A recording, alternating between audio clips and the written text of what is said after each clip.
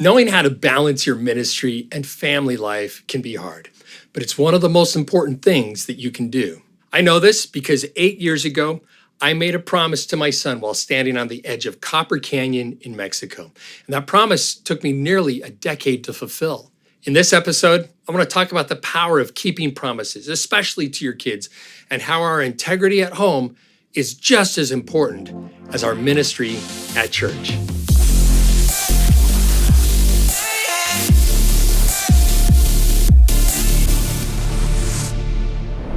Hi, it's Larry Witzel with another ministry insight from SermonView. I'm really excited about this episode, and if you find it helpful, please subscribe and share it with a colleague. 8 years ago, my family and I visited Barrancas del Cobre, Copper Canyon in northern Mexico. My wife, my daughter, and my son were all excited to ride what was then the longest zip line in the world, over 2.5 kilometers long, stretching across this breathtaking gorge. But when we got there, we found out that my son didn't weigh enough to be able to ride it. Now, I really wanted to go on that zip line. I was excited. But in that moment, I turned to my son and said, if you can't ride, then I won't either. We'll come back when you're older and when you're big enough to do it together. So my wife and my daughter rode it. They came back raving about how amazing it was. And honestly, I was a little jealous. But I made a promise and I meant it.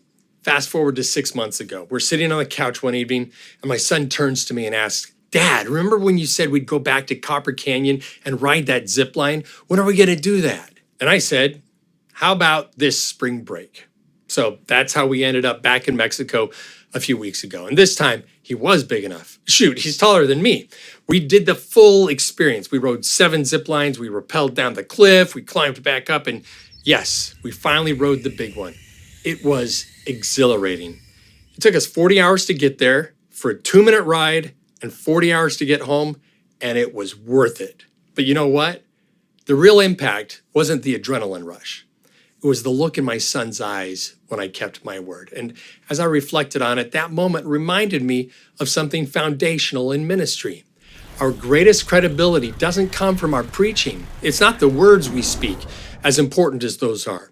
Our greatest credibility comes from our follow-through. As a pastor, you juggle so much. Board meetings, sermon prep, visits, budget meetings. It's easy to make promises that we don't keep. Yeah, I'll be home for dinner. Yeah, we'll take that trip. I'll be at your game. And we mean it. But ministry somehow has a way of crowding out even our best intentions. But here's the truth. A promise kept builds trust. A promise broken chips away at it. That's true in your congregation, and it's especially true with your kids. Psalm 145 verse 13 says, the Lord always keeps his promises. He is gracious in all he does. As spiritual leaders, we're called to reflect God's character, and that includes his faithfulness. Keeping our promises is a reflection of the way our Father always keeps his.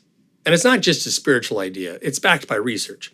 A 2017 study published in the Journal of Child and Family Studies found that children's trust in others is significantly shaped by whether their parents consistently follow through on promises.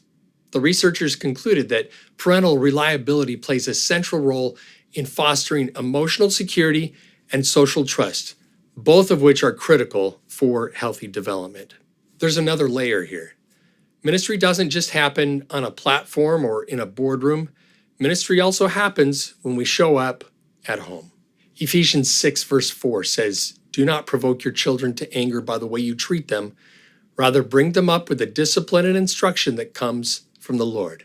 That requires more than rules and discipline. It requires presence, physical presence, emotional, spiritual, relational presence.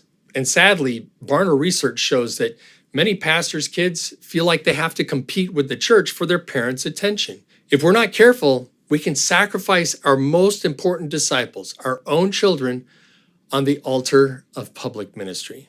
Now, to be clear, I haven't always followed this principle. There have been times when I've let work and ministry get in the way of my own family. I haven't always spent the time with my son that he needs, and I definitely have some regrets there. Yet that's why this trip meant so much. It wasn't just a promise fulfilled. It was trust restored, relationship strengthened, faith modeled. So here's the insight I want you to hear today. Keeping your promises, especially to your family, isn't a distraction from ministry. It is the ministry. Because in the end, what you model will outlive what you say.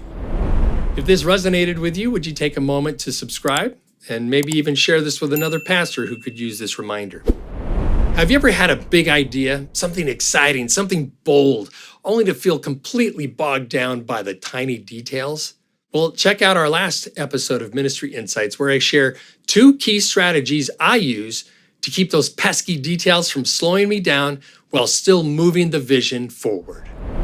Pastor, you're amazing. The way you pour yourself into your congregation and your community is truly inspiring.